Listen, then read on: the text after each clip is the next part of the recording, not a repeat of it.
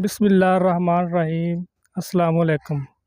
आ कपावां लाइयां वा जनवरी च भी, मार्च च, फरवरी च भी ते ਇਹ ਤੋਰਾ ਨਹੀਂ ਕਰਦੀਆਂ ਪਈਆਂ, ਕੱਦ ਨਹੀਂ ਕਰਦੀਆਂ ਪਈਆਂ ਤੇ ਇਹਨਾਂ ਦਾ ਸਾਨੂੰ ਕੁਝ ਦੱਸੋ ਵੀ ਕੱਦ ਵੀ ਕਰਨ, ਤੋਰਾ ਵੀ ਕਰਨਾ ਤੇ ਕੀ ਇਹਨਾਂ ਦਾ ਹੱਲ ਵਾ, ਇਹ ਸਾਨੂੰ ਮਾੜਾ ਜਿਹਾ ਦੱਸਿਓ। बिस्मिल्लाहिर्रहमानिर्रहीम। लो नाजरीन, नौजवान मेरे नाल आ, एक तो पिछे पेस्ट स्काउटिंग कर रहा वा और स्प्रे भी हो रहा। इन्हां दा सवाल बड़ा अच्छा वा नौजवान का, कहता भी जनवरी च भी कपाह काश्त हुई आ, फरवरी च भी आ, मार्च च भी आ, लेकिन कोई एडा टोरा नहीं कपाहां दी, कोई एडी पॉजिटिव पेशरफ्त नहीं हैगी। पॉजिटिव पेशरफ्त सानू दसो कि जिहदे नाल साडी कपाह हुण मिड अप्रैल हो गया, अप्रैल खत्म होने वाला वा ते कपाहां जिहड़ियां वा कोई एडी पॉजिटिव उन्हां दी ग्रोथ नहीं हैगी। सानू की करना चाहिए? देखो, सब तो पहली और अव्वल गल इह आ कि असीं डीपली इहदा पेस्ट स्काउटिंग करना वा। तुसीं ना इहदी देखो 24 घंटे वाला स्प्रे तुसीं कीता जड़ी बूटी वाला, जिहदे तुसीं सीटाक्लोर ते पेंडीमैथिलीन, उस तो बाद मुख्तलिफ वड्ड सी, साडे कमाद दा वड्ड सी, सरों दा वड्ड सी, मटरां दे वड्ड सी। कमाद दे वड्ड च काफ़ी सारी कॉम्पलीकेशनां आईयां, मोथरा हो गया वा, ਉਹਦੇ ਵਿੱਚ ਹੋਰ ਵੀ ਚੌੜੇ ਪੱਤੇ ਵਾਲੀ ਜੜੀ ਬੂਟੀ ਵੀ ਹੋ ਗਈ। ਇੱਕ ਤਾਂ ਤੁਸੀਂ 30 ਤੋਂ 40 ਦਿਨ ਦੀ ਜਦੋਂ ਕਪਾਹ ਹੋ ਜੇ ਨਾ, ਤੇ ਤੁਸੀਂ ਉਹਨੂੰ ਲਾਜ਼ਮਨ ਗਲੈਫੋਸਿਟ, ਦੁਸ਼ਮਣ ਨੂੰ ਤੁਸੀਂ ਮਾਰੋਗੇ ਤੇ ਤੁਹਾਡੀ ਪੈਦਾਵਾਰ ਆਉਣੀ ਆ। ਅਗਰ ਜੜੀ ਤੁਹਾਡੀ ਖੁਰਾਕ ਜੜੀ ਬੂਟੀ ਲੈ ਜਾਣਗੀਆਂ ਤੇ ਤੁਹਾਡੀ ਉਹ ਗਰੋਥ ਨਹੀਂ ਹੋਣੀ ਕਪਾਹ ਦੀ।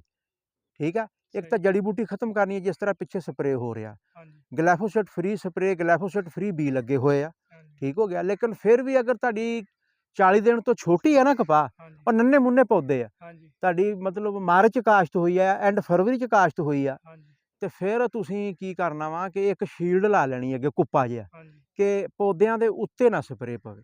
ਅੱਛਾ, ਇੱਕ ਗੱਲ ਤਾਂ ਦੂਸਰਾ, ਤੁਸੀਂ ਇਹਦੀ ਛਦਰਾਈ ਕਰ ਲੈਣੀ ਹੈ। ਜਿੱਥੇ ਤੁਹਾਡੇ 3-3 ਪੌਦੇ, ਉਹਨੂੰ ਤੁਸੀਂ ਇੱਕ ਪੌਦਾ ਕਰ ਦੇਣਾ ਔਰ 1.5 ਫੁੱਟ ਤੇ ਤੁਸੀਂ ਪੌਦਾ ਉਹਨੂੰ ਕਰ ਦੇਣਾ, ਉਹਦਾ ਜਿਹੜਾ ਨਾ ਵਕਫਾ ਉਹ ਤੁਸੀਂ 1.5 ਫੁੱਟ ਕਰਨਾ।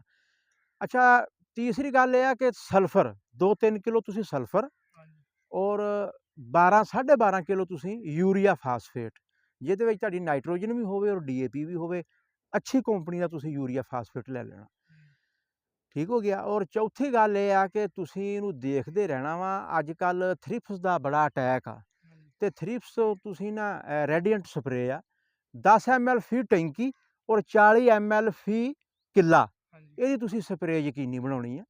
तो इंशाअल्लाह ताला अल्लाह के फजलो करम दे नाल तुहाडी कपाह, अगर तुसी ये जिहड़ियां मैं गल्लां दस्सियां ना, अगर तुसी इहदे ते अमल पैरा होवोगे तो बिल्कुल कपाह तुहाडी ग्रोथ भी करेगी और जल्द ही इंशाअल्लाह ताला फुल गुड्डी लैके ते तुसी 50-60 दिन दे विच अपनी इस कपाह की हालत वेख लिया जो।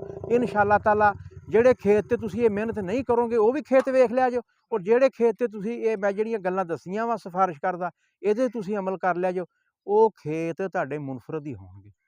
समझ आ गई? लो जी नाज़रीन, नैक्सट वीडियो तक असीं इजाज़त चाहते, दुआवां याद रखिया जी। अल्लाह हाफिज़।